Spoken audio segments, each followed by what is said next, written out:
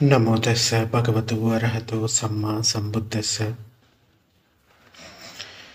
ఈ రోజుకి కొన్ని సందర్భాలు అంటే ఈ ఈరోజు పౌర్ణమి ఉపవాస డే కూడా ప్రత్యేకమైన రోజుగా చెప్పుకోవచ్చు. ఎందుకంటే బోధిసత్వుడిగా ఉన్నప్పుడు సిద్ధార్థుడు పుట్టక ముందు అంటే తన తల్లి గర్భంలోకి ప్రవేశించింది ఈరోజే అని చెప్పుకుంటారు. అంటే మహామాయాదేవి గర్భంలోకి ప్రవేశించింది. అలాగే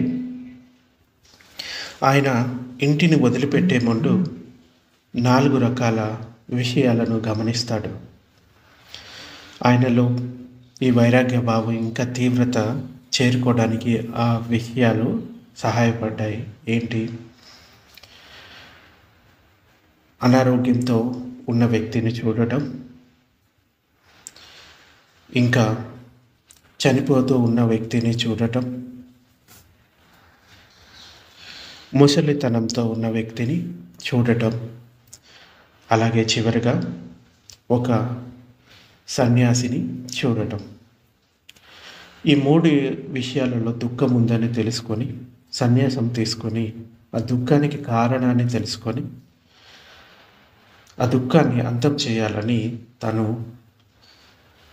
పూర్తి తన రాజ్యాన్ని, బంధువులని, భార్యాబిడ్డలని, తల్లిదండ్రుల్ని వదిలిపెట్టి ఇదే రోజు ఆయన ఇంటిని వదిలిపెట్టినట్టుగా మనకి బౌద్ధ గ్రంథాల్లో కనబడుతూ ఉంటుంది. ఇంకా ఆయన జ్ఞానోదయం పొందిన తర్వాత మొట్టమొదటగా 7 వారాల పాటు ఆయన అదే జ్ఞానాన్ని అంటే ఏదైతే బుద్ధత్వాన్ని పొందాడో దాన్నే ఆనందిస్తూ 7 వారాలు అక్కడే గడుపుతాడు బుద్ధగయాలు. ఆ తర్వాత ఆయనకి ఎవరికి చెప్తే ఈ ధర్మం బోధపడుతుంది, ఎవరు అర్థం చేసుకుంటారని చూస్తే ఆయన మనసులో ఇలా అనిపిస్తుంది, ఈ ధర్మం చాలా గంభీరమైంది, ఇది ఎవరికంటే వాళ్ళకి చెప్తే అర్థం కాదు, సామాన్య ప్రజలు అర్థం చేసుకోవడం చాలా కష్టమైన విషయం అని, ఇది ఎవరికి చెప్పకపోవడమే మంచిది అని అనుకుంటాడు. ఆ తర్వాత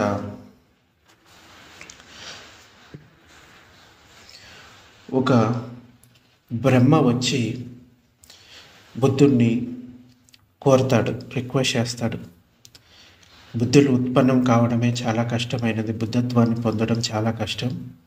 అటువంటిది బుద్ధత్వాన్ని పొందిన తర్వాత మీరు ప్రజలకి ధర్మాన్ని బోధించకపోతే ప్రజలు ఇంకా దుఃఖంలో మునిగిపోతారు, దయచేసి మీరు బోధించండి అని ఆ బ్రహ్మ రిక్వెస్ట్ చేస్తే అప్పుడు ఆయన మనసులో 3 రకాల విషయాలు కనబడతాయి. ఒక సరస్సులో 3 రకాల పద్మాలను చూస్తూ ఉంటాం. కొన్ని తామర పువ్వులు నీటి అడుగు భాగంలో బురదలోనే కూరుకుపోయి ఉంటాయి, అవి ఎప్పటికీ పైకి వికసించవు. కొన్ని తామర పువ్వులు నీటి పైన వరకు వచ్చి నీటిపైన తేలుతూ ఉంటాయి. కొన్ని తామర పువ్వులు నీటి పై భాగం వరకు వెళ్ళిపోయి పైన వికసిస్తాయి. అలాగే ఈ 3 రకాల వ్యక్తులని మనం ఈ ప్రపంచంలో చూడవచ్చు. కొంతమంది ఈ ఇంద్రియ సుఖాలలోనే, కామ సుఖాలలోనే మునిగిపోతూ ఉంటారు. అటువంటి వారికి ధర్మం బోధించడం వలన వాళ్ళు అర్థం చేసుకోలేరు. అంటే దానికి వ్యతిరేకంగా అనిపిస్తుంది. ఇదేంటి, రాగానికి తీసుకువెళ్ళే మార్గం కాదు, విరాగానికి తీసుకెళ్ళే మార్గం. అటువంటి ఇంద్రియ సుఖాల్లో మునిగి ఉన్న వ్యక్తులకి ఈ ధర్మం బోధించడం వలన వారు అర్థం చేసుకోలేరు. అయితే రెండో రకం వారిలో పూర్తిగా ఇంద్రియ సుఖాలు పొందాలి అనే లాలస ఉండదు, కొంత త్యాగ గుణం ఉంటుంది, కొంత శీల గుణం ఉంటుంది. అంటే కళ్ళల్లో తక్కువ దుమ్ము కలవాలు అంటారు. తక్కువ దుమ్ము అంటే ఇంద్రియ సుఖాలు పొందాలి అనే లాలస తక్కువగా ఉన్నవాళ్ళు అని అర్థం. అయితే ఆయన ఇటువంటి వాళ్ళని కూడా చూస్తారు. అంటే ఇంద్రియ సుఖాలు పూర్తిగా పోలేదు మనసులో, అలాగని పూర్తిగా వాటి వైపే ఉండలేదు. సో అటువంటి వాళ్ళు ఈ నీటి పైన వరకు వచ్చి నీటిపైన తేలుతూ ఉంటారు. సో అటువంటి వాళ్ళు ఉన్నారు. అటువంటి వాళ్ళకి ధర్మం చెప్తే వాళ్ళు నేర్చుకోగలుగుతారు. అలాగే మూడో రకం వ్యక్తులు ఎవరైతే ఉన్నారో వాళ్ళు నీటి పైభాగం వరకు వెళ్ళి వికసిస్తారు. వారికి ఒక చిన్న దమ్మపదం కాదా చెప్పినా కానీ వాళ్ళు అర్హంతులైపోతారు. ఇలా ఆలోచించి ఆయన సరే ఎవరికైతే అర్థమవుతుందో వారికి, అంటే ఎవరైతే మార్గఫలాలు పొందగలుగుతారో వారికి ధర్మాన్ని బోధిద్దాము అని అనుకుంటాడు.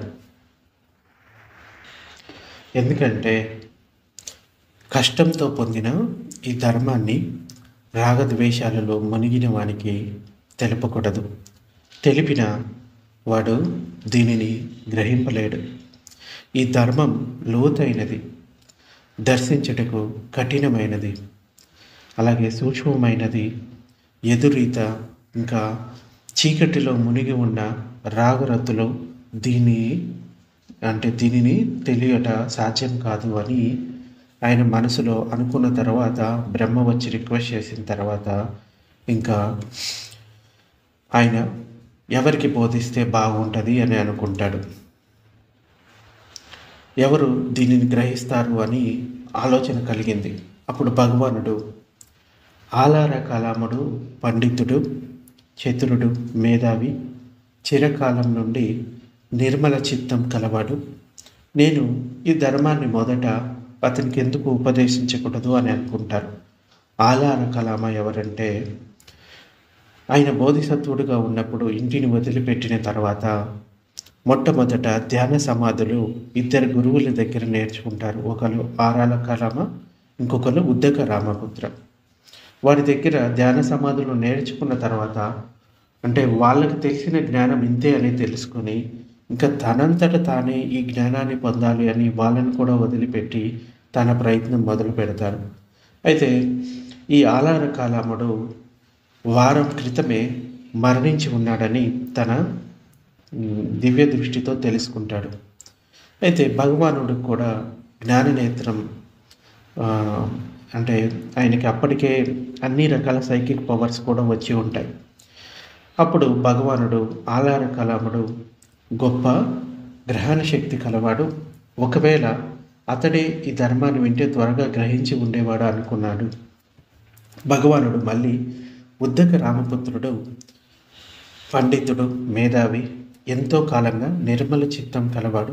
అందువలన నేను ఈ ధర్మాన్ని మొదట ఉద్దక రామపుత్రుడికి ఎందుకు ఉపదేశించకూడదు అని అనుకుంటాడు. ఆ ఉద్దక రామపుత్రుడు కూడా అంతకుముందు రాత్రే ఆయన మరణించి ఉంటాడు. సో ఇలా తెలుసుకున్న తర్వాత ఇంకెవరికి చెప్తే బాగుంటుంది అని అనుకుంటాడు. తర్వాత ఈ పంచవర్గీయ భిక్షువులు చాలా నాకు సేవ చేశారు, సాధనా కాలంలో నన్ను కనిపెట్టుకొని ఉన్నారు కనుక ఈ పంచవర్గీయ భిక్షువులకు నేను ఈ ధర్మంను మొదట ఎందుకు ఉపదేశించకూడదు అనుకొని ఆ సమయంలో వారు ఎక్కడ ఉన్నారు అని మానవాతీతమైన దివ్య నేత్రంతో చూడగా వారు వారణాసిలో ఋషిపతనంలో జింకల వనంలో విహరిస్తున్నట్లు తెలిసింది. సో ఈ విధంగా ఆయన వారికి ఈ ధర్మాన్ని బోధించడానికని బయలుదేరుతాడు. అయితే ఈ రోజుకి అంటే ఈరోజు ఆశ్లేష పౌర్ణిమ ఏదైతే ఉందో దానికి ఇంకొక ప్రత్యేకత కూడా ఉంటుంది. ఆయన బుద్ధ భగవానుడు అంటే అభిధమ్మాన్ని తుషిత దేవతాలోకంలో తన తల్లికి అంటే బోధిసత్వుడిగా ఉన్నప్పుడు ఆయన పుట్టిన తర్వాత 7 రోజులకే మహామాయాదేవి చనిపోతుంది. చనిపోయిన తర్వాత తుషిత దేవతాలోకంలో జన్మిస్తుంది. ఆమెకి అభిధమ్మాన్ని బోధిస్తాడు. ఆ తర్వాత ఆవిడ శ్రోతాపన్నురాలు అవుతుంది. ఆ అభిధమ్మాన్ని చెప్పడం ఈ రోజు నుంచే మొదలు పెడతాడు. ఈ రోజు నుంచి 3 నెలల పాటు ఆవిడకి అక్కడ బోధిస్తాడు. అయితే అభిధమ్మాన్ని మనకి భూమి మీద ఎక్కడ చెప్పినట్టుగా కనపడదు. అయితే సారిపుత్ర బంతి అప్పుడప్పుడు అభిధమ్మం అంటే బుద్ధుడిని కలవడానికి అక్కడికి వెళ్తూ ఉండేవారు. అక్కడి నుంచి ఆయన అభిధమ్మాన్ని గ్రహించి ఇక్కడ కొంతమంది శిష్యులకు నేర్పించారు అనేది మనకి త్రిపిటకలో కొన్ని చోట్ల కనబడుతుంది.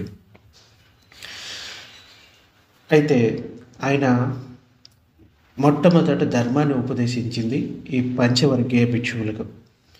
భగవానుడు ఉరివేలలో ఇచ్ఛానుసారం విహరించి వారణాసి వైపు చారికకై బయలుదేరాడు. భగవానుడు బుద్ధగయ ఇంకా గయల మధ్య పయనిస్తూ ఉండగా ఒక ఆజీవక సాంప్రదాయానికి చెందిన ఉపకుడు అనేవాడు చూసి భగవానుడితో ఇలా అంటాడు: ఆయుష్మాన్, నీ ఇంద్రియాలు ప్రసన్నంగా ఉన్నాయి, నీ కాంతి పరిశుద్ధంగా ఉంది, ఉజ్వలంగా ఉంది. ఎవరిని గురువుగా గౌరవించి నీవు ప్రవచించావు?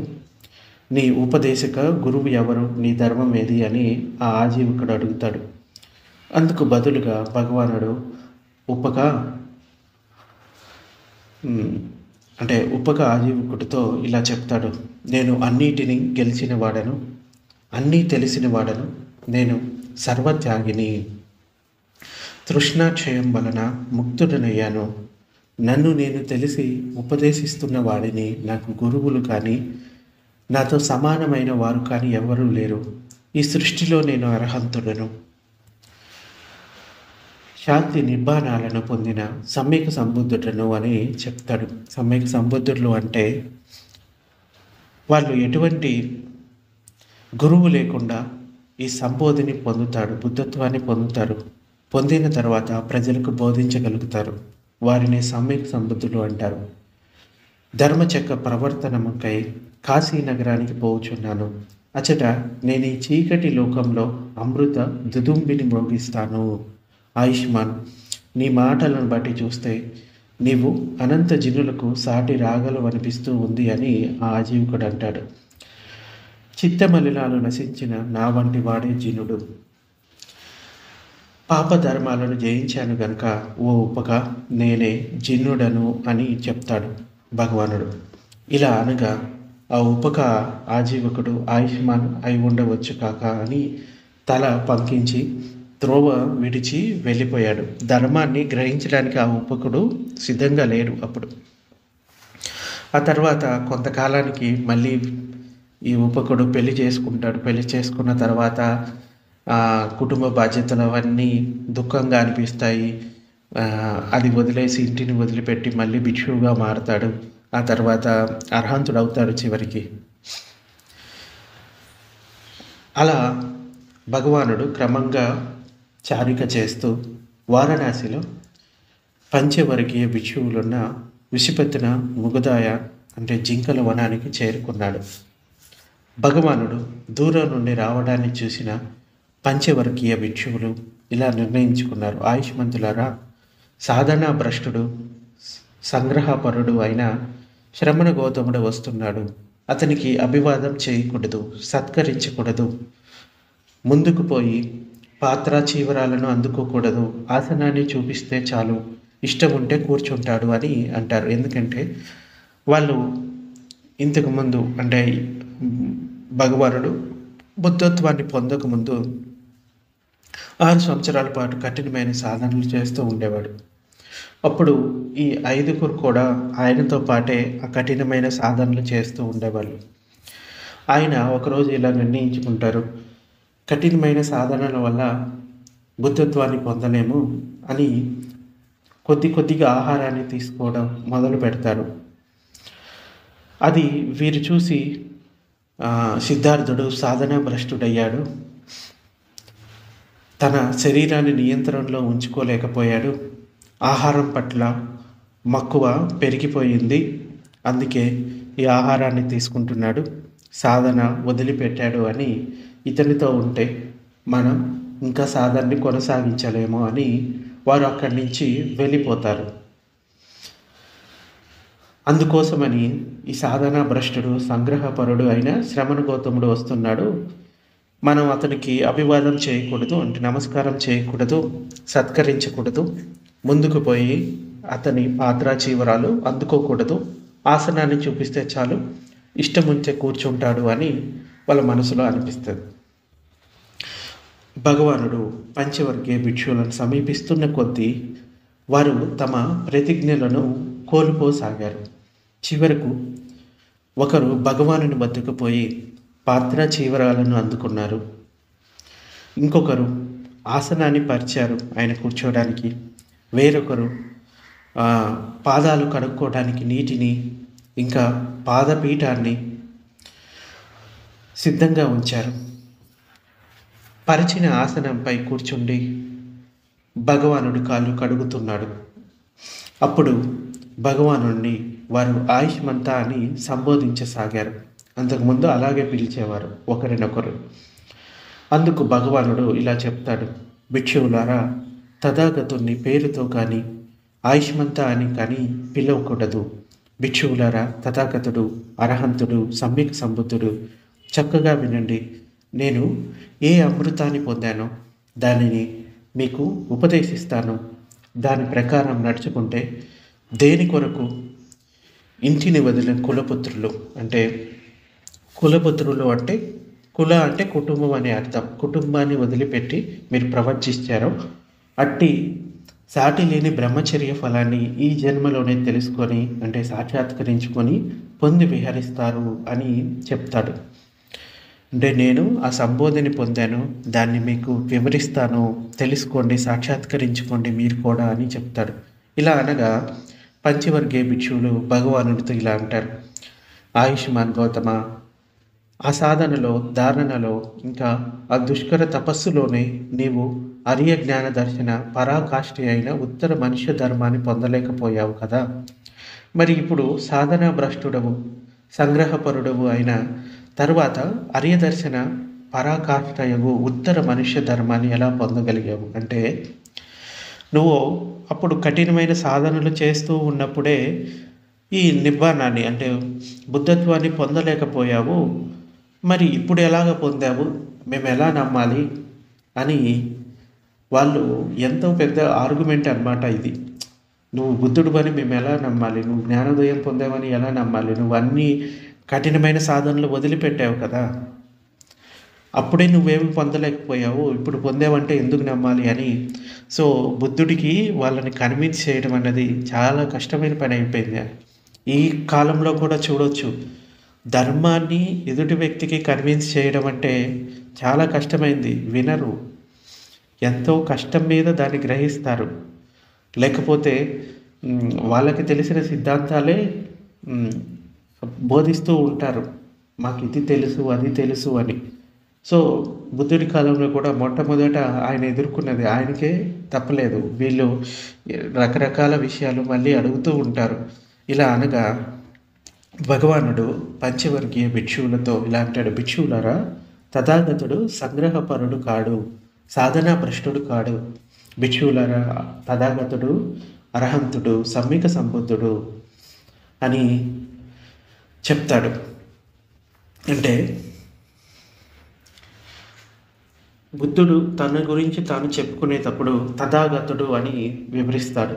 ఇలా 3 సార్లు భగవానుణ్ణి జ్ఞానదర్శనాన్ని సంశయింపగా వారికి 3 సార్లు అదే సమాధానం చెప్పాను కదా.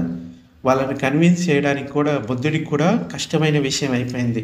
నువ్వు జ్ఞానోదయం పొందావు అనేది ఎట్లాగా, నువ్వు అంతకుముందే అన్నీ వదిలిపెట్టావు, అంటే కఠినమైన సాధనలు వదిలిపెట్టావు, ఆహారాన్ని తీసుకున్నావు, అప్పుడే ఏమీ పొందలేకపోయావు, కఠినమైన సాధనలు చేస్తూ ఉండగా ఇప్పుడు నువ్వు పొందావంటే మేము ఎలా నమ్మాలి అని. అయితే వారికి 3 సార్లు అదే సమాధానం చెప్పి ఇలా చెప్తారు భగవానుడు: భిక్షువులారా, ఇంతకుముందు ఎప్పుడైనా నేను ఇలా అన్నానా?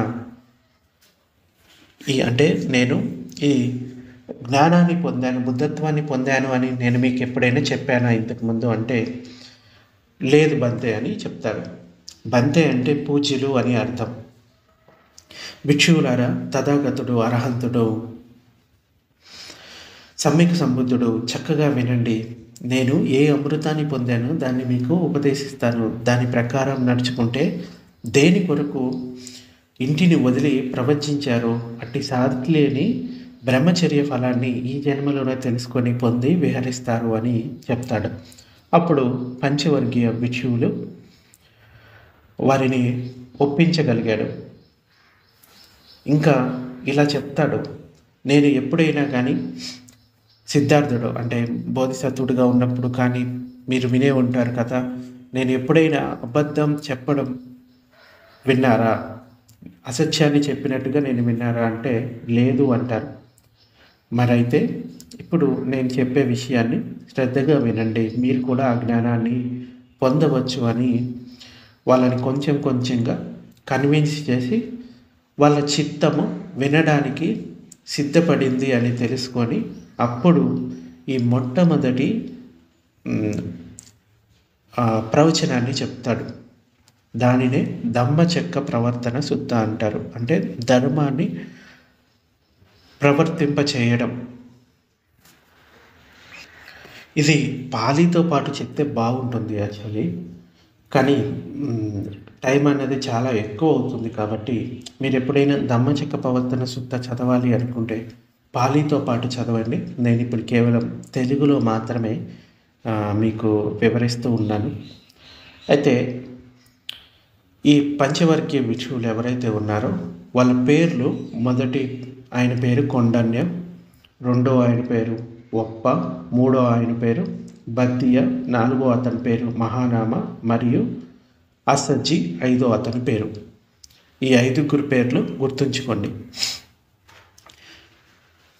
భగవానుడు ఇలా చెప్తాడు, భిక్షువులారా, అన్నీ త్యాగం చేసి భిక్షువులైన వారు ఈ 2 అంతిమ మార్గాలకు పోకూడదు. ఆ 2 అంతిమ మార్గాలు ఏంటి అంటే అతిశయాలు అని కూడా అంటారు. అంటే అంతిమ మార్గాలకి వెళ్ళకూడదు అనేది చెప్తాడు. అందులో మొదటి అతిశయం కామానికి సంబంధించింది. సుఖభోగాల కోసం లైంగిక కోరికలపై ఆసక్తి పెంచుకోవడం, ఇది నీచం, అశ్లీలం, నష్టం కలిగించే కోరిక. ఇది మామూలు మనుషులు చేసే పని. ఇక రెండవ అతిశయం, శరీరాన్ని ఎంతెంత ఎక్కువ కష్టానికి గురి చేస్తే అంతంత కర్మబంధాలు తొలగిపోతాయనే పిచ్చిలో పడి శరీరాన్ని భరించలేనంత బాధ పెట్టుకోవడం. ఇది పీడామయం, దుఃఖమయం. ఇలా చేయడం వల్ల కూడా మీకు వచ్చే లాభమేది లేదు అని చెప్తాడు. అంటే భిక్షువులుగా అయిన తర్వాత ఈ సుఖభోగాలు, ఇంద్రియ సుఖాలపైన ఆసక్తులు పెంచుకోవడం ఇది ఒక అతి. రెండవది కఠినమైన తపస్సులు, అంటే శరీరాన్ని పీడిస్తూ కర్మబంధాలు తొలగిపోతాయనే పిచ్చిలో పడి శరీరాన్ని బాధ పెట్టుకోవడం, అది దుఃఖమయం అని చెప్తాడు. ఈ రెండింటి వల్ల లాభం ఏదీ లేదు అని చెప్తాడు. భగవానుడు మధ్యమ మార్గాన్ని మనకి బోధించాడు. కాబట్టి భిక్షువులారా, ఈ 2 అతిశయాలను విడిచి తథాగతుడు మధ్య మార్గమును అనుసరించాడు. సంపూర్ణ మెలకువ కలవాడు అయ్యాడు. ఆ మార్గం ఆయనకు చక్షువులనిచ్చింది. జ్ఞానోదయుడయ్యాడు. సంపూర్ణ శాంతి, అలౌకిక మానసిక శక్తుల నిచ్చింది. అంటే అభిజ్ఞలు అన్నమాట, దివ్య అంటే సైకిక్ పవర్స్. సంబోధి మరియు నిబ్బాన ప్రాప్తి కలిగించింది. భిక్షువులారా, మధ్య మార్గం అంటే ఏంటి? దేనివల్ల తథాగతుడు సంపూర్ణ మెలకువ కలవాడయ్యాడో, ఏది జ్ఞాన చక్షువునిచ్చిందో, ఉపశమనం అంటే సంపూర్ణ శాంతిని ఇస్తుందో, అలౌకిక మానసిక శక్తి అంటే అభిజ్ఞలను ఇస్తుందో, సంబోధిని ఇంకా నిబ్బానాన్ని ప్రాప్తింపజేస్తుందో, ఆ మధ్య మార్గం ఏది? అది ఏది అంటే అదే అష్టాంగిక మార్గం. ఈ అష్టాంగిక మార్గంలో 8 అంగాలు ఉన్నాయి. మొదటిది సమ్యక్ దృష్టి, సమ్యక్ సంకల్పం, మూడవది సమ్యక్ వాణి అంటే సమ్యక్ వాక్కు, 4వది సమ్యక్ కర్మంత, 5వది సమ్యక్ ఆజీవ, 6వది సమ్యక్ వ్యాయామం, 7వది సమ్యక్ సతి, ఎనిమిదవది సమ్యక్ సమాధి. ఈ 8 అష్టాంగ మార్గం అని చెప్తారు. ఇదే మధ్య మార్గం అన్నమాట. భిక్షువులారా, దేనివల్ల తథాగతుడు సంపూర్ణ మెలకువ గలవాడయ్యాడు, ఏది జ్ఞాన చక్షువునిచ్చిందో, ఉపశమనం అంటే సంపూర్ణ శాంతిని ఇస్తుందో, అలౌకిక మానసిక శక్తి అభిజ్ఞలను ఇస్తుందో, సంబోధిని నిబ్బానాన్ని ప్రాప్తింపజేసిందో, ఆ మధ్య మార్గం ఇది అని చెప్తాడు. అప్పుడు ఆయన 4 ఆర్య సత్యాల గురించి బోధిస్తాడు. భిక్షువులను సంబోధిస్తూ, భిక్షువులారా, 4 ఆర్య సత్యాలు ఉన్నాయి. ఆర్య అంటే శ్రేష్టమైన, ఉత్తమమైనవి అని అర్థం. ఏంటా 4 ఆర్య సత్యాలు?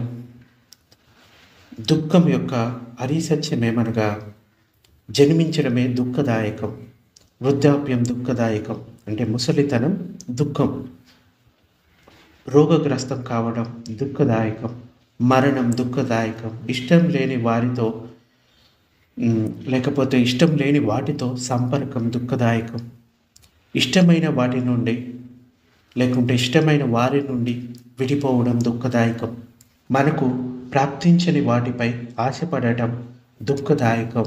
సంక్షిప్తంగా చెప్పాలి అంటే ఈ 5 స్కందాలు అంటే పంచ ఉపాదాన స్కంద దుఃఖ అని బుద్ధ చెప్తాడు. పాలీలో చెప్తే బాగుంటుంది, కానీ ఈ ఒక్క లైన్ మాత్రం పాలీలో చెప్తాను. ఇదకోపన భిక్కవే దుఃఖం మరియ సత్యం, జాతీపి దుఃఖ, జరాపి దుఃఖ, వ్యాధీపి దుఃఖో, మరణంపి దుఃఖం, అప్పియోహి సంపయోగ దుఃఖో, పియోహి విప్పయోగ దుఃఖం, ఎంపించి నాలబతి తంపి దుఃఖం, సంకీర్తేన పంచ ఉపాదాన కంద దుఃఖ. అంటే భిక్షువులారా వినండి, దుఃఖం అరే సత్యం అంటే మొట్టమొదటి అరే సత్యం దుఃఖం. దుఃఖం ఏంటి? జన్మించడమే దుఃఖం, పుట్టడం దుఃఖం. పుట్టడం వల్లే కదా ఈ ముసలితనము, చావు, అనారోగ్యము, ఇష్టమైన వారికి దూరం అవ్వడము, ఇష్టం లేని వారు మన సంపర్కంలోకి రావడము, ఇదంతా పుట్టుకతోటే జరుగుతుంది. అంటే జాతీపి దుఃఖ, జాతీపి దుఃఖ అంటే జన్మించడమే దుఃఖం, జరాపి దుఃఖం అంటే ముసలితనం దుఃఖం, వ్యాధీపి దుఃఖో అనారోగ్యం దుఃఖం, మరణంపి దుఃఖం మరణించడం దుఃఖం, అప్పియోహి సంపయోగో దుఃఖో ఇష్టం లేని వారితో సంపర్కం దుఃఖదాయకం, పియోహి విప్పయోగ దుఃఖో ఇష్టమైన వారి నుండి విడిపోవడం దుఃఖదాయకం, ఎంపించి నలబతి తంపి దుఃఖం అంటే మనకి ప్రాప్తించని వాటిపై మనం ఆశపడటం దుఃఖం. సంక్షిప్తంగా చెప్పాలి అంటే సంకీర్తేన పంచ ఉపాదాన కంద దుఃఖ. ఈ పంచస్కందాలు దుఃఖమే అని చెప్తాడు. పంచస్కందాలు అంటే ఏంటి? రూపస్కందము ఇంకా నామస్కందము. రూపస్కందం అంటే శరీరం, నామస్కందం అంటే మనసులో 4 భాగాలు ఉంటాయి: వేదన, ఇంకా సంకార, విజ్ఞాన, సంజ్ఞ. ఈ 4 కూడా మనసుకు సంబంధించినవి. సో ఏవైతే మన పునర్జన్మకు దారి తీస్తాయో ఇవన్నీ దుఃఖదాయకాలే అని చెప్తాడు. ఇదకోపన భిక్కవే దుఃఖ సముదయం అర్య సత్యం, యాయం తనహ పోనోభిక నంది రాగ సహాగత తత్రాభినంది చెయ్యతిదం కామతనః భవతనః విభవతనః. మొదటిది అంటే 4 ఆర్య సత్యాలలో మొదటిది దుఃఖం అనేది మొదటి ఆర్య సత్యం. రెండోది దుఃఖానికి కారణం. భిక్షువులారా, దుఃఖం ఉత్పన్నమయ్యే అర్య సత్యం అంటే దుఃఖానికి కారణమయ్యే సత్యం, సముదాయమయ్యే సత్యం. దుఃఖం ఎందుకు కలుగుతుంది? దుఃఖం కలగడానికి కారణం ఏంటంటే తృష్ణ. దీనివల్లనే పునర్జన్మ కలుగుతుంది. రకరకాల కోరికల వల్ల కలిగే తృష్ణలు ఉన్నప్పుడు ఆ తీవ్ర కోరికలు తీర్చుకోవడానికి జన్మ లభిస్తుంది. కోరికలు తీరినప్పుడు సంతోషం కలుగుతుంది. ఈ 3 రకాల తృష్ణల గురించి భగవానుడు చెప్తాడు. కామతనః అంటే కామతృష్ణ, అంటే ఇంద్రియ సుఖాల వల్ల పొందే తృష్ణ, కామ కోరికల వల్ల కలిగే తృష్ణ. రెండవది భవతృష్ణ, అంటే ఉత్తమ జన్మలు పొందాలి, మళ్ళీ మళ్ళీ పుట్టాలి అనే కోరిక, దానిని భవతృష్ణ అంటారు. మూడవది విభవ తృష్ణ, అంటే నాకు ఇంకా జన్మరాహిత్యం ఉండకూడదు అనేది కోరిక, అటువంటిది కూడా తృష్ణ కిందకే చెప్తారు. సో ఈ 3 రకాల తృష్ణలు కారణమవుతారు. తృష్ణ అంటే ఏదైనా విషయాన్ని మళ్ళీ మళ్ళీ పొందాలి అనే కోరిక కలిగి ఉండటం తృష్ణ అంటారు. రోజువారీ పనులు చేసుకోవడానికి మనం మనసులో కోరిక ఉన్నప్పుడే చేస్తాం కదా, తినడము, బట్టలు వేసుకోవడం, స్నానం చేయడము, ఇవి తృష్ణ కిందికి రావు. వీటిని మళ్ళీ మళ్ళీ పొందాలి అనుకుంటే, ఆసక్తిని పెంచుకుంటే అది తృష్ణ కింద మారుతుంది. దుఃఖానికి అంటే రెండో వారే సత్యం అనమాట. దుఃఖ సముదయం దేని వల్ల కలుగుతుంది అంటే మనం జన్మని పొందడానికి కారణం ఏంటి? ఈ తృష్ణలే కారణమవుతున్నాయి. అయితే మూడో ఆర్య సత్యం ఏంటంటే, భిక్షువులారా, దుఃఖం యొక్క అంతం ఆర్య సత్యం. అది పేరాశ లేదా లోభం యొక్క సమాప్తం, సంపూర్ణంగా లేకుండా చేయడం, తీసివేయడం. అది ముక్తి లేదా అనాసక్తి. దాన్ని త్యజించాలి, ఏ ఆలంబనం లేకుండా చెయ్యడం. అంటే ఈ తృష్ణని పూర్తిగా నిరోధిస్తే కనుక, అంతం చేస్తే కనుక దుఃఖం అనేది అంతమవుతుంది. అంటే దుఃఖాన్ని నిరోధం చేయడం అంటే ఈ తృష్ణ నిరోధం అయితే దుఃఖం అనేది నిరోధం అవుతుంది. ఇది మూడవ ఆర్య సత్యం, దుఃఖ నిరోధ ఆర్య సత్యం అన్నమాట. నాలుగవ ఆర్య సత్యం దుఃఖ నిరోధగామిని పటిపద ఆర్య సత్యం. అంటే ఈ దుఃఖాన్ని నిరోధం చేయడానికి ఒక మార్గం అనేది ఉంది. ఆ మార్గం ఏంటంటే ఆర్య అష్టాంగిక మార్గం. ఇదే నాలుగవ ఆర్య సత్యం. అష్టాంగ మార్గంలో ఉన్న అంగాల గురించి మనం ఇంతకుముందు కూడా చెప్పుకున్నాం, మళ్ళీ చెప్పుకుందాం. మొదటిది సమ్యక్ దృష్టి, రెండవది సమ్యక్ సంకల్పం, మూడవది సమ్యక్ వాచ, నాలుగవది సమ్యక్ కర్మ, ఐదవది సమ్యక్ ఆజీవ, ఆరవది సమ్యక్ వ్యాయామ, ఏడవది సమ్యక్ సతి, ఎనిమిదవది సమ్యక్ సమాధి. ఇదే దుఃఖాన్ని పూర్తిగా అంతం చేస్తుంది. ఇలా చెప్పిన తర్వాత ఇంకా భగవానుడు వివరిస్తూ ఉన్నాడు. సాధారణంగా భగవానుడు ఆ వినే వ్యక్తులను బట్టి ధర్మాన్ని బోధిస్తాడు. కొంతమందిలో శీలం తక్కువగా ఉంటుంది అనుకోండి, మొదట శీలం గురించి బోధిస్తాడు. కొంతమందిలో దాన గుణం తక్కువగా ఉంది అనుకోండి, పుణ్యకార్యాలు చేయడంలో వాళ్ళు ఆసక్తి లేకపోతే వాళ్ళకి పుణ్యకార్యాలు చేయడంలో ఆసక్తిని కలిగించే విధంగా వారికి మొదట ధర్మాన్ని బోధిస్తాడు. లేకుంటే వాళ్ళు డైరెక్ట్గా ఈ 4 ఆర్య సత్యాలను బోధిస్తే వాళ్ళు అర్థం చేసుకునే స్థితి ఉంటే డైరెక్ట్గా 4 ఆర్య సత్యాలని బోధిస్తాడు. అయితే ఈ పంచవర్గీయ భిక్షువులు వాళ్ళు ఇంతకు ముందు నుంచి బ్రహ్మచర్యాన్ని పాటిస్తూ ఉన్నారు, త్యాగగుణం కలిగి ఉంది, ఇంకా కొంత తపస్సు కూడా చేసి ఉన్నారు. కాబట్టి వారికి మిగతా విషయాల కన్నా ఈ 4 ఆర్య సత్యాల జ్ఞానం చెప్తే కనుక వాళ్ళు అర్థం చేసుకుంటారు అని ఆయన డైరెక్ట్గా ఈ 4 ఆర్య సత్యాలను బోధించడం మొదలుపెట్టారు. అంటే బుద్ధుడు కన్నా ముందు కూడా తపస్సు ఉండేవి, ధ్యానాలు చేసేవారు. కానీ ఒక్క బుద్ధుడు మాత్రమే ఈ 4 ఆర్య సత్యాలను ఇంకా పఠించే సముపాదాన్ని బోధించగలుగుతారు. వేరెవరూ కూడా బోధించలేరు. అందుచేత ఈ 4 ఆర్య సత్యాల జ్ఞానం అన్నది మనం పొందడమే మనం నిబ్బానం పొందడం అని గుర్తుంచుకోవాలి. అయితే భగవానుడు ఇంకా ఇలా చెప్తున్నాడు, దుఃఖం ఉంది అనేది మొదటి ఆర్య సత్యం, రెండవది దుఃఖానికి కారణం ఉంది అనేది రెండవ ఆర్య సత్యం. ఆ కారణం మూలంగా ఏది జరుగుతూ ఉంటుందో దానికి నివారణ ఉంది, అంటే దుఃఖానికి అంతం నిరోధం ఉంది. ఇది మూడవ ఆర్య సత్యం. ఈ నిరోధానికి ఒక ఉపాయం ఉంది, ఒక మార్గం ఉంది, అదే 4వ ఆర్య సత్యం. ఈ 4 ఆర్య సత్యాలలో ఒక్కొక్క దాన్ని 3 విధాలుగా పూర్తి చేసుకోవాలి. అంటే ఈ 4 ఆర్య సత్యాలని 3 విధాలుగా పూర్తి చేసుకోవాలి. అంటే మొత్తం 12 విధాలుగా ఈ 4 ఆర్య సత్యాలని పూర్తి చేసుకోవాలి. ఎవరైనా బుద్ధులు అయినప్పుడు వారు తమ అనుభవంలోకి రాని ఏ మాటలను సాధకులని నమ్మవద్దని చెప్తారు. ఆ మాటలను అనుభవంలోకి తెచ్చుకున్న తర్వాతే వాటిని నమ్మమని చెప్తారు. అంటే ప్రత్యక్ష అనుభవంతో వాటిని తెలుసుకోండి, గుడ్డిగా దేనిని నమ్మద్దు అని బుద్ధులు ఉపదేశిస్తారు. మొదటి ఆర్య సత్యం, దుఃఖం ఉంది అన్నది ఆర్య సత్యం. దుఃఖం యొక్క పరిజ్ఞానాన్ని అంటే సంపూర్ణ జ్ఞానాన్ని పొందాలి అనేది ఈ ఆర్య సత్యంలో రెండవ అంశం. పరిజ్ఞానం పొందాను అనేది ఈ ఆర్య సత్యంలో మూడవ అంశం. అంటే తాను దాని గురించి తెలుసుకోవడం, దాన్ని అనుభవంలోకి తెచ్చుకోవడం, దాన్ని పూర్తిగా పొందటం. ఇది ఈ 3 రకాలుగా ఈ దుఃఖం ఆర్య సత్యాన్ని తెలుసుకోవాలి. అలాగే దుఃఖానికి కారణం ఉంది అనేది రెండవ ఆర్య సత్యం. ఆ కారణాన్ని కూకటి వేలతో పెరికి వేయాలి అన్నది ఇందులోని రెండవ అంశం.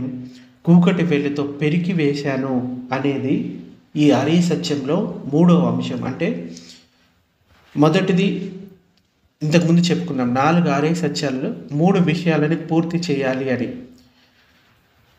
మొదటి ఆర్య సత్యంలో దుఃఖం ఉంది అనేది తెలుసుకోవాలి. ఆ దుఃఖం యొక్క పరిజ్ఞానాన్ని, సంపూర్ణ జ్ఞానాన్ని పొందాలి, ఇది రెండవది. ఆ పరిజ్ఞానం పొందాను అనేది మూడో అంశం. అలాగే రెండో ఆర్య సత్యంలో దుఃఖానికి కారణం ఉంది అనేది తెలుసుకోవాలి. ఆ కారణాన్ని కూకటి వేలితో పెరికి వేయాలి అన్నది రెండో అంశం. అలాగే కూకటి వేలితో పెరికి వేశాను, తీసేశాను అనేది మూడో అంశం. అలాగే మూడో ఆర్య సత్యంలో ఈ స్థితిలో దుఃఖం లేనే లేదు, దుఃఖ నిరోధం అనేది మూడో ఆర్య సత్యం. దాని ఊరి పేరు కూడా లేవు, ఇలాంటి స్థితిని సాక్షాత్కరించుకోవాలి అనేది మూడో ఆర్య సత్యంలోని రెండో అంశం. సాక్షాత్కరింపజేసుకున్నాను అనేది ఈ ఆర్య సత్యంలో మూడో అంశం. అలాగే 4వ ఆర్య సత్యంలో ఇది దుఃఖాన్ని నిరోధించే ఉపాయం, మార్గం, దుఃఖ నిరోధగామిని పటిపద అనేది 4వ ఆర్య సత్యం. దీన్ని అనుభవంలోకి తెచ్చుకోవాలి అనేది ఈ ఆర్య సత్యంలోని రెండవ అంశం.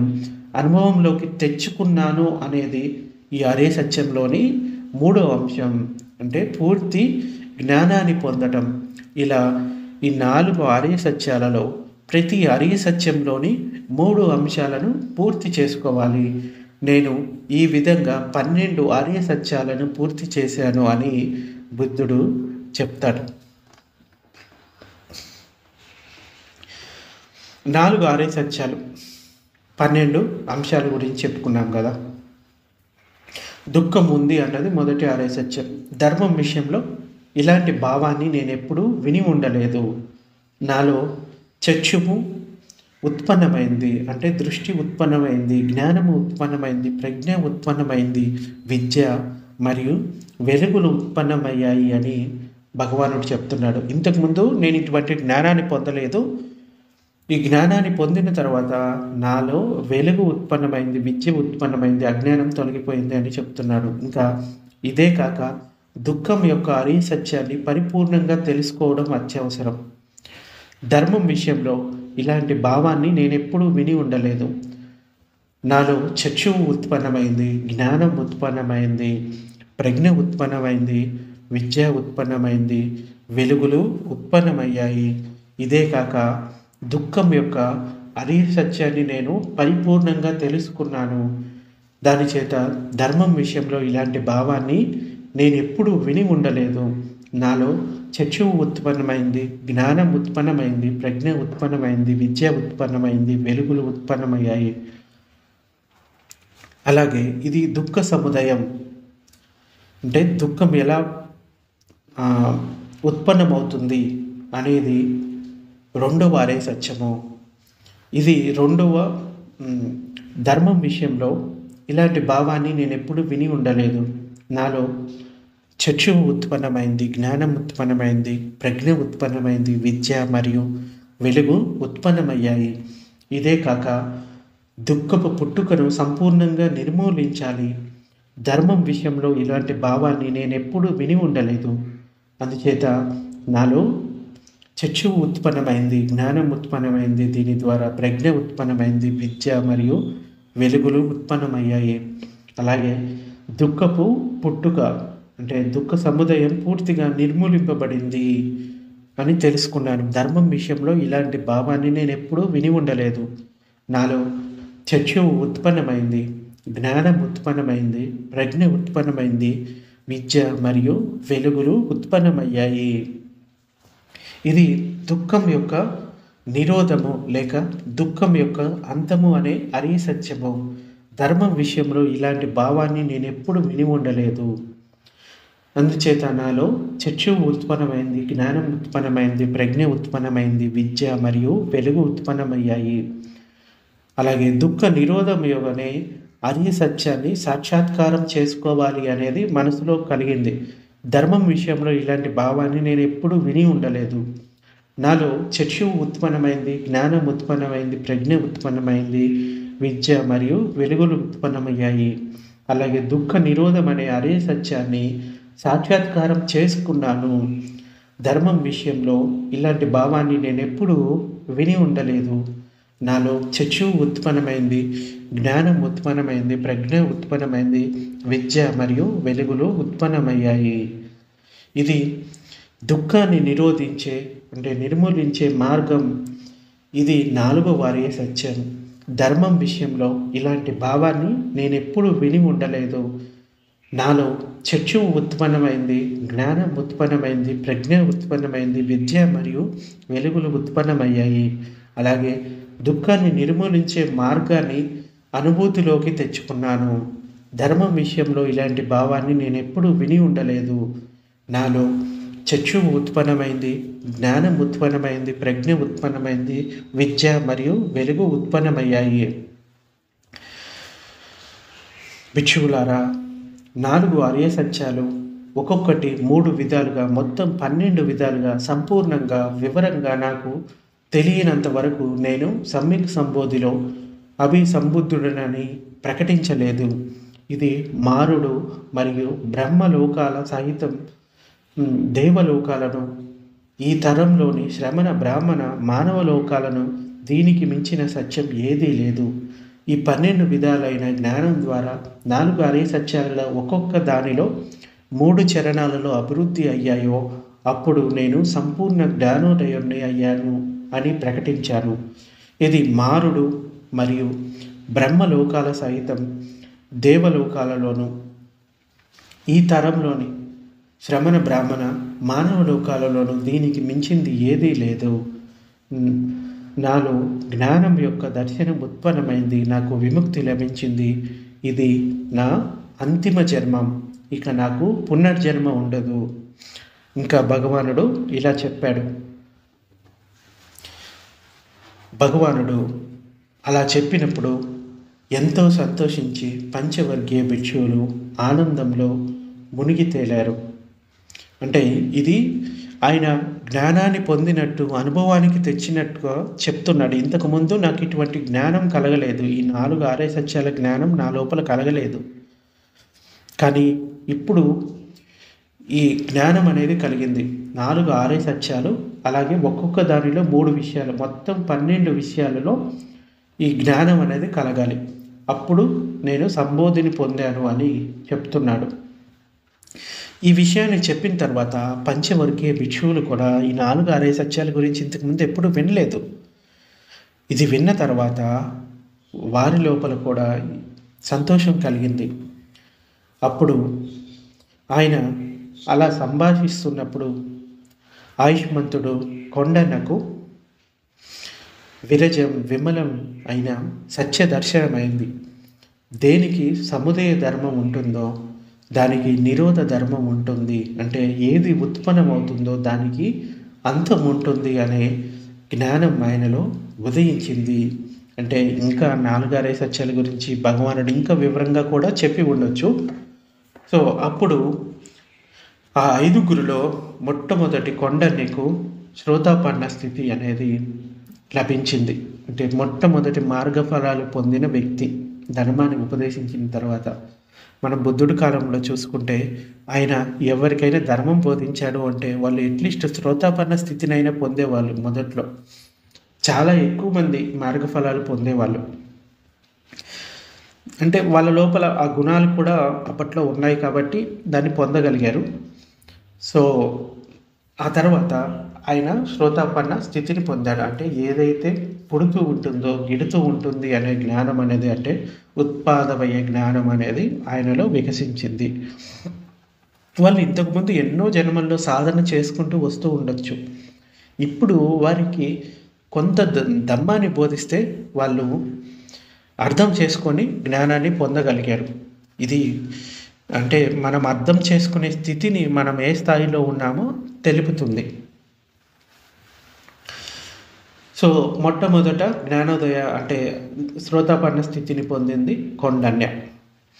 ఈ విధంగా భగవానుడు ధర్మచక్రం కదిలించినప్పుడు, అంటే మొట్టమొదట ధర్మాన్ని బోధించడం మొదలుపెట్టాడు. ఇంకా ఆ చక్రం తిరుగుతూనే ఉంటుంది.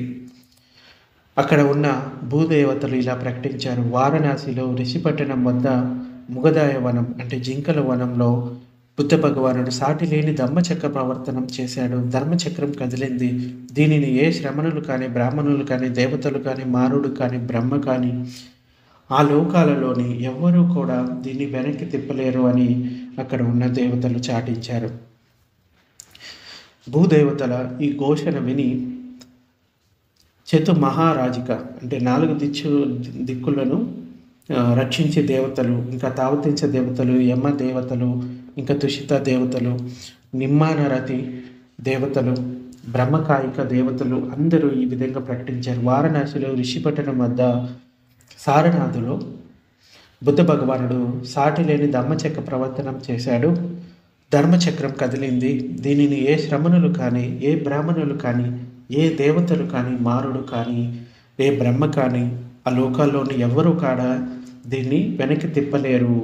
వెంటనే అదే ముహూర్తంలో, అదే క్షణంలో ఈ సమాచారం బ్రహ్మలోకం వరకు చేరింది. అదే సమయంలో 10,000 విశ్వచక్రాలు, లోకధాతువులు అంటే బ్రహ్మాండాలు దద్దరిల్లాయి, గడగడ వణికాయి.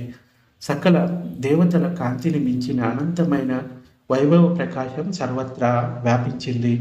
అప్పుడు భగవానుడు పవిత్రమైన ఆచారం ప్రకారం ఇలా చెప్పారు. ఇప్పుడు కొండన్యకు పరమపద జ్ఞానం లభించింది అని ప్రకటించాడు. అంటే శ్రోతాపన్న స్థితిని పొందాడు కదా. ఈ విధంగా ఆయుష్మంతుడు కొండన్య అన్య కొండన్య అయ్యాడు. అంటే పరమపద జ్ఞాని కొండన్య అయ్యాడు. అప్పుడు ధర్మదర్శనం అయిన, ధర్మం గ్రహించిన, ధర్మంలో ప్రవేశించిన, సర్వ సందేహాలు తీరిన, భగవానుని శిక్షణతో లభించిన సంపూర్ణ విశ్వాసంతో కొండన్య భగవానుని ఎంతో విధేయతతో నేను భగవానుని వద్ద అంటే భగవాను నుండి సంపూర్ణ దీక్ష పొందగలనంటే పొందాలి అనుకుంటున్నాను అని వేడుకుంటాడు. ఏహే బిక్కు అని చెప్తాడు భగవానుడు. ఏహి బిక్కు అంటే ఇలా రా భిక్షు అని అర్థం. ధర్మం చక్కగా నేర్పబడింది. దుఃఖాన్ని అంతమందించేందుకు సరైన సాధన చేస్తూ జీవితం గడుపు అని భగవానుడు చెప్పాడు. బిక్కు అని భగవానుడు పిలిచాడు. అంటే ఏహి బిక్కు అనగానే ఆయనకి భిక్షు దీక్ష అనేది ఉపసంపద లభించింది. ఇలా కొండన్య భగవానుని వద్ద ఈ ప్రవచ పొందిన తర్వాత మొట్టమొదటి భిక్షువు అయ్యాడు. మిగతా 4 అంటే వప్ప, బంతియ, మహానామ, ఇంకా సజ్జలు మరికొంత శిక్షణ కావాల్సి ఉండింది వాళ్ళకి. బుద్ధుడు 4 రోజుల శిక్షణనిచ్చిన తర్వాత వారు కూడా జ్ఞానం పొందిన వారే బుద్ధుని వద్ద ప్రవచన తీసుకున్నారు. వారు కూడా సంపూర్ణ జ్ఞానులై అర్హంతులయ్యారు. అయితే ఇంతకుముందు చెప్పినట్లుగా జ్ఞానోదయం పొందిన తర్వాత ఇతరులకు శిక్షణ ఇవ్వడానికి బుద్ధుడు సంకోచించాడు. ధర్మం అగాధమైనది. దీని దర్శనం చేసుకోవడానికి లభింప చేసుకోవడం కూడా ఎంతో కష్టమైన పని. ఈ లక్ష్యం అన్నిటికన్నా శాంతి పూర్ణం మరియు శ్రేష్టమైనది. ఇది ఆలోచనలతో కానీ లేకపోతే చర్చలతోనో లభించేది కాదు. ప్రపంచంలోని ప్రజలు తమ తమ ఆసక్తుల్లో బంధింపబడ్డారు. అలాంటి వారు సత్యాన్ని చూడటం, నిర్వాణ స్థితిని చేరుకోవడం ఎంతో కఠినమైన పని. నేను ధర్మాన్ని నేర్పించిన వారు నన్ను అర్థం చేసుకోలేకపోతారు. నేర్పించడానికి చేసే ప్రయత్నం వల్ల నేను అలసిపోవడం, కష్టపడటం తప్ప అంటే ఇంకేమీ మిగులుతుంది, అంతేగాని ప్రయోజనం ఏమీ ఉండదు అని తలిచాడు. అప్పుడు బ్రహ్మ వచ్చి రిక్వెస్ట్ చేస్తాడు కదా,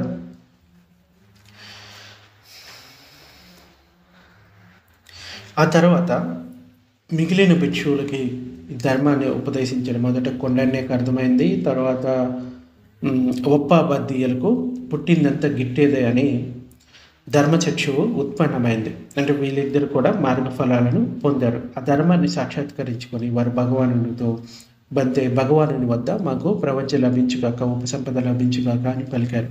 అప్పుడు భగవానుడు, భిక్షువులారా రండి, ధర్మం చక్కగా వ్యాఖ్యానింపబడింది, దుఃఖాన్ని చక్కగా నాశనం చేయడానికి బ్రహ్మచర్యాన్ని పాటించండి అన్నాడు. ఇదే ఆ ఆయుష్మంతులకు భిక్షువు ఉపసంపద అయ్యింది. ఆ తర్వాత భగవానుడు భిక్షువులు తెచ్చి ఇచ్చే భోజనాన్ని తీసుకుంటూ, అంటే అందరూ భిక్షాటనకి వెళ్ళలేదు. 5గురిలో 3 ఒకసారి, ఒకరోజు 3 వెళ్ళేవాళ్ళు, తర్వాత రోజు 2 వెళ్ళేవాళ్ళు. అయితే భిక్షువులు తెచ్చి ఇచ్చే భోజనాన్ని తీసుకుంటూ ధార్మిక సందేశాన్ని వినిపిస్తూ అనుశాసనం చేస్తూ ఉన్నాడు. 3 భిక్షువులు తెచ్చే భిక్షనే అందరూ సరిపెట్టుకునేవారు. భగవానుడు ఈ విధంగా ఉపదేశ అనుశాసనాలను చేయగా ఆ మహారాముడు మరియు ఆయుష్మంతుడు అసజ్జీలకు కూడా సముదయ ధర్మం అంతా, నిరోధ ధర్మ అంటే ఏదైతే పుడుతుందో అదంతా గిడుతుంది అనే జ్ఞానం కలిగింది. సో మొదటి రోజు కొండన్య మార్గఫలాన్ని పొందాడు, తర్వాత ఒప్పాబద్దీయ, తర్వాత మహానామ, అసజ్జీలు. సో వీళ్ళందరూ కూడా ఉపసంపద పొందుతారు. ఆ తర్వాత వారు పూర్తి అర్హంతులు అవుతారు. వారికి అనంత లక్కన సుత్తా చెప్తారు భగవానుడు. ఆ అనంత లక్కన సుత్తా చెప్పిన తర్వాత వాళ్ళు అర్హంతులు అయిపోతారు. చూశారు కదా, ఎంతో సాధన చేస్తూ వస్తున్న వాళ్ళకి కూడా ఈ ధర్మాన్ని చెప్పడానికి భగవానుడు చాలా కష్టపడాల్సి వచ్చింది, అంటే వాళ్ళని కన్విన్స్ చేయడానికి.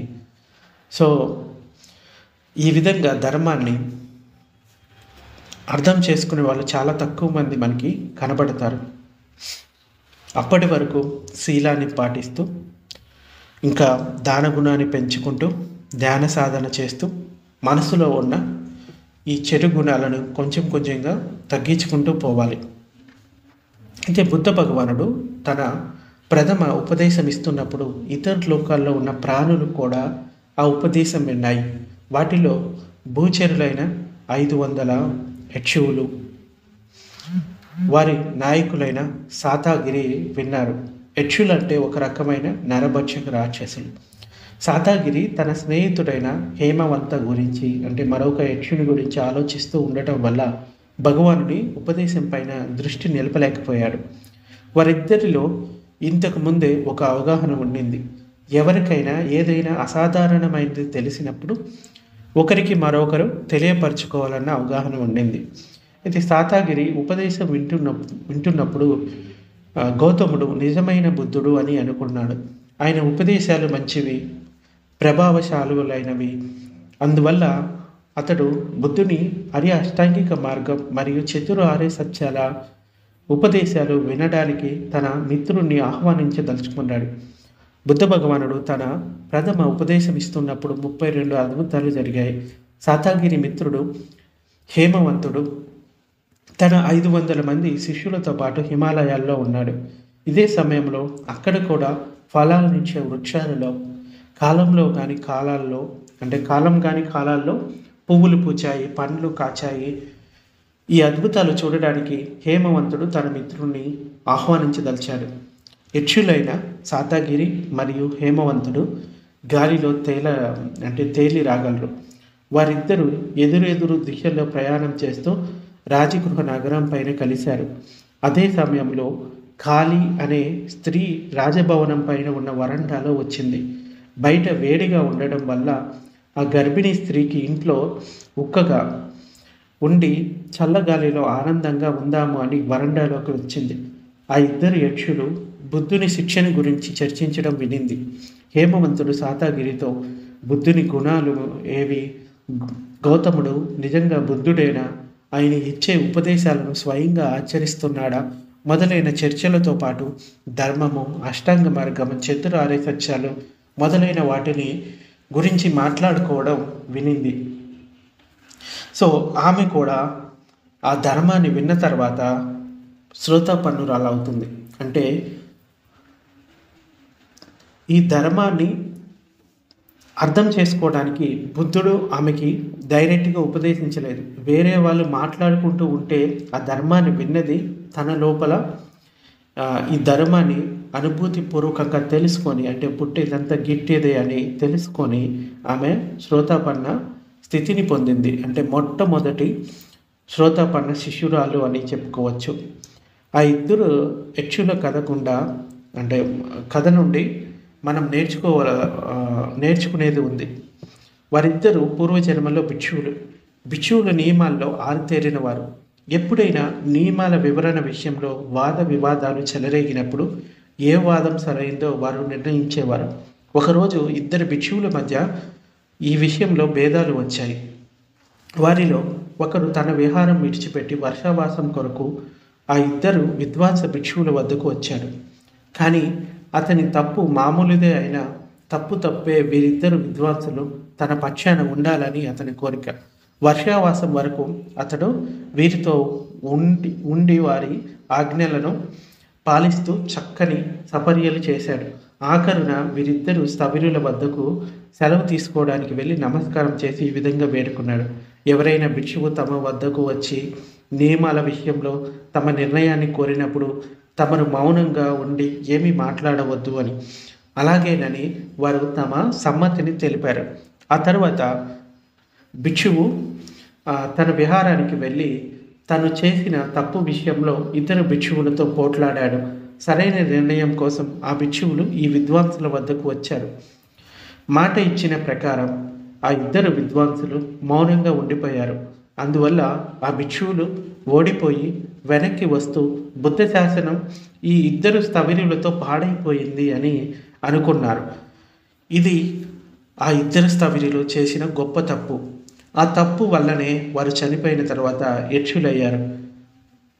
సో వారిద్దరే కాక వారిలో ప్రతి స్థవిరుని వద్ద ఉన్న 500 మంది శిష్యులు వారు కూడా వీటితో పాటు యక్షులయ్యారు. ఎందుకంటే మీ గురువు గారి వల్ల ఏదైనా తప్పు జరిగినప్పుడు మీరు కూడా తప్పు చేసిన వారు అవుతారు. శిష్యులు తమ గురువు గారి అడుగుజాడల్లో మెలుగుతారు కాబట్టి వారు కూడా తప్పు చేసిన వారు అవుతారు. మనం చేసే ఇక్కడి సాధనలో బుద్ధ భగవానుని మొట్టమొదటి ప్రవచనంలో ఇచ్చిన శిక్షణ ప్రకారం సాధన చేసుకుంటూ వెళ్ళాలి. మరియు అష్టాంగ మార్గం ద్వారా 4 ఆర్యసత్యాలను అనుభూతిలోకి తెచ్చుకోవడానికి కృషి చేస్తూ ఉండాలి. 5 శీలాలో లేకపోతే అష్టాంగ శీల అంటే 8 శీలాల ద్వారా శీలాన్ని అభివృద్ధి చేసుకుంటూ ఉండాలి. మొదటి కొన్ని రోజులు ఆనాపాన సాధన చేస్తూ ఏకాగ్రతను పెంచుకోవాలి. తర్వాత అంతర్దృష్టిని పెంచుకుంటూ విపశ్యన ధ్యాన సాధన అన్నది కొనసాగించాలి. సో ఈ సూత్రం అన్నది ఒక్కసారి వింటే అర్థం అవ్వదు, మళ్ళీ మళ్ళీ వినాలి, దాన్ని అనుభూతిపూర్వకంగా తెలుసుకోవాలి. అప్పుడే దానికి అర్థమవుతుంది మనకి. సో ఇది ఈరోజు ప్రవచనం.